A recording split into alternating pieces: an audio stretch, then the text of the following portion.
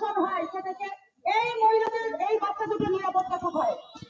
এগুলোর দায়িত্ব রাষ্ট্র নিবে না, দায়িত্ব কোনো প্রশাসন নিবে না, তাই আমরাও নিব না। তাহলে আমাদের এই বোনের আর এই বোনের বাচ্চা দুটোর কি হবে?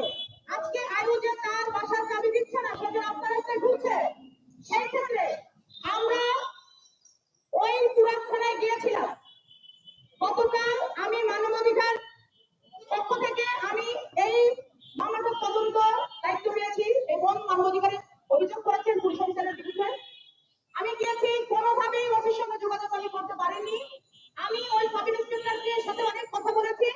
সকাল 9:30 থেকে রাত 11টা পর্যন্ত আমি থানা অপেক্ষা করেছি। ওই সাব ইন্সপেক্টর কোনোভাবেই আমাদের কোনো কথায় আসেনি, সে চাবি দেয়নি, চাবি দেবে না, কথায় সে চাবি দিবে না। তবে তাকে আমি প্রশ্ন করেছি, আপনি কোন আইনের ভিত্তিতে এই চাবি রেখেছেন, আপনি সেই আইনের ধারাটা আমাকে একটু প্লিজ বলবেন। সে আমাকে কোনো কিছু জবাব দিতে পারেনি। সে যত মালামাল এ পর্যন্ত নিয়েছেন তাদের কাছ থেকে কোনো তথ্য তালিকা এই মামলায় করেননি। তাকে আমি প্রশ্ন করেছি, আপনি যে মোবাইল নিয়েছেন, যে মালামাল নিয়েছেন, আপনি তার বাসার একটা গুরুত্বপূর্ণ জিনিস চাবি, সেটা আপনি আজকে 1 মাস 10 দিন আপনার কাছে রেখেছেন, আপনি কেন তথ্য তালিকা সেটা উল্লেখ করেননি? আমরা আদালতের মাধ্যমে চাবি নিয়ে নিতাম, আপনি সেটা করেননি। সে বলেছে এটা আপনার দেখার বিষয় না, এটা তার ব্যাপার। তো একজন পুলিশ কর্মকর্তা এবং একজন দায়িত্বশীল অফিসার সে যদি এই কথা বলে, সেটা মেনে নিতে পারি না এই 5ই আগস্টের পরে। আমরা এরকম পুলিশ এই বাংলার মাটিতে আর দেখতে চাই না।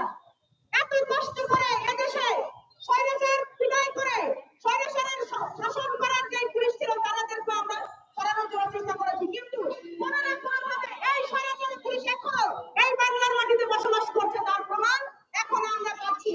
এই ছোট ছোট শিশু বাচ্চারা রাস্তায় ঘুরে বেড়াচ্ছে, আর এই পুলিশ ঘুষের টাকা নিয়ে কি করবে? সে তাকে খাওয়াবে এই টাকা।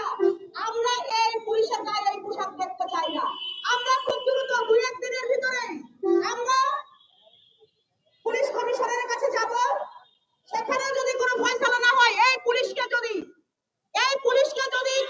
ক্রস করে এর উপযুক্ত বিচার না করে, আমরা স্বরাষ্ট্র মন্ত্রীর কাছে যাব, আমরা সর্বোচ্চ পর্যায়ে যাব এই পুলিশের বিরুদ্ধে আইনি ব্যবস্থা নেওয়ার জন্য। কারণ এই রকমের খারাপ পুলিশ তারেক রহমানের শাসিত দেশে আমরা চাই না।